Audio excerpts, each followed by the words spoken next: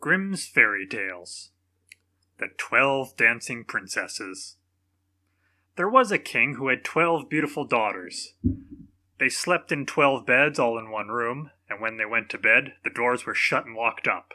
But every morning their shoes were found to be quite worn through, as if they had been danced all night, and yet nobody could find out how it happened, or where they had been.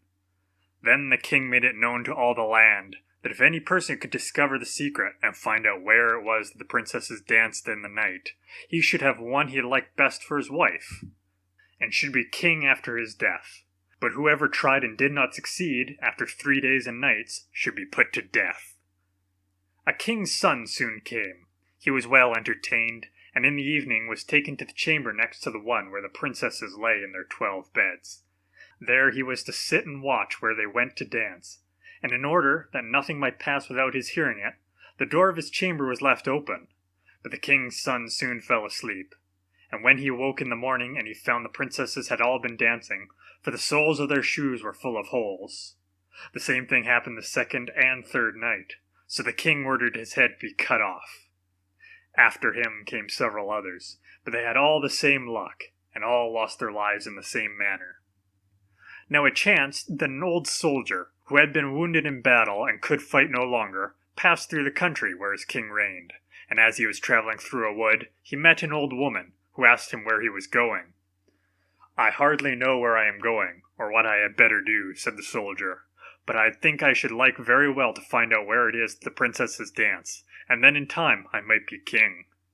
"Well," said the old dame, "that is no very hard task. Only take care not to drink any of the wine which one of the princesses will bring to you in the evening, and as soon as she leaves you pretend to be fast asleep." Then she gave him a cloak and said, "As soon as you put that on, you will become invisible, and you will then be able to follow the princesses wherever they go." When the soldier heard all this good counsel, he determined to try his luck, so he went to the king, and he said he was willing to undertake the task.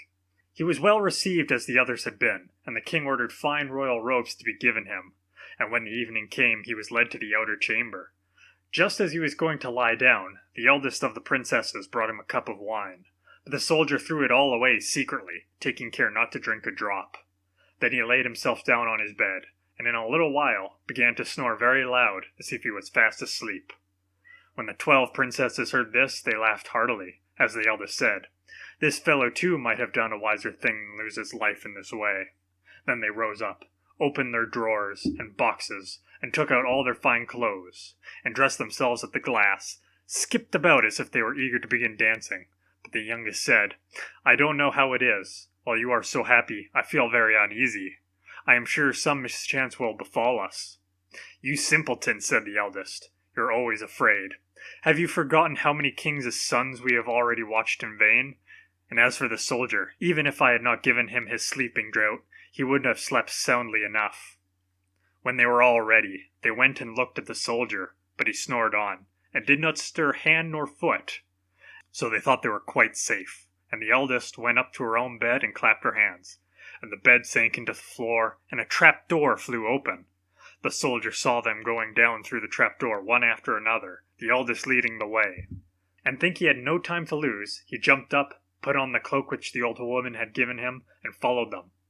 But in the middle of the stairs he trod on the gown of the youngest princess, and she cried out to her sisters, "All is not right. Someone took a hold of my gown." "You silly creature," said the eldest, "it is nothing but a nail in the wall." Then down they all went, and at the bottom they found themselves in the most delightful grove of trees, and as the leaves were all of silver, and glittered and sparkled beautifully. The soldier wished to take away some token of the place, so he broke off a little branch, and there came a loud noise from the tree. Then the youngest daughter said again, "I am sure all is not right. Did you not hear that noise? That never happened before." But the eldest said, "It is only our princes, who are shouting for joy at our approach." Then they came to another grove of trees, where all the leaves were of gold, and afterwards to a third, where the leaves were all glittering diamonds. And the soldier broke a branch from each, and every time there was a loud noise, which made the youngest sister tremble with fear. But the eldest still said, it was only the princes, who were crying for joy. So they went on till they came to a great lake, and at the side of the lake there lay 12 little boats, with 12 handsome princes in them, who seemed to be waiting for their princesses. One of the princesses went into each boat, and the soldier stepped into the same boat with the youngest. As they were rowing over the lake, the prince who was in the boat with the youngest princess and the soldier said, "I do not know why it is, but though I am rowing with all my might, we do not get on as fast as usual, and I am quite tired. The boat seems very heavy today." "It is only the heat of the weather," said the princess. "I feel it very warm, too." On the other side of the lake stood a fine illuminated castle, from which came the merry music of horns and trumpets. There they all landed, and went into the castle, and each prince danced with his princess, and the soldier, who was all the time invisible, danced with them too. And when any of the princesses had a cup of wine set by her, he drank it all up, so that when she put the cup to her mouth, it was empty.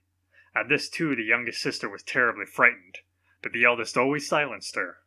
They danced on until 3 o'clock in the morning, and then all their shoes were worn out, so they were obliged to leave off.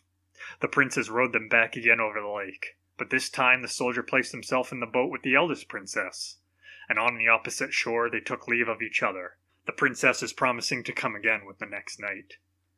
When they came to the stairs, the soldiers ran on before the princesses, and laid themselves down. And as the 12 sisters slowly came up very much tired, they heard him snoring in his bed, so that they said, "Now all is quite safe." Then they undressed themselves, put away their fine clothes, pulled off their shoes, and went to bed.